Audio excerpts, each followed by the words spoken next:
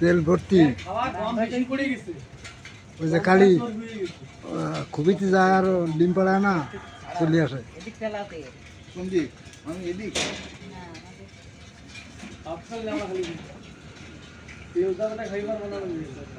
না তেল মেল ফেলা দিয়ে না।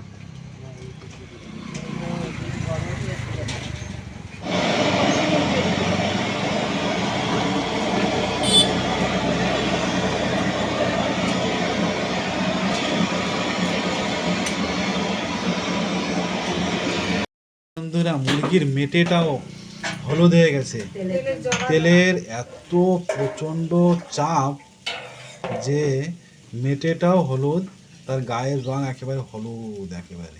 দেখুন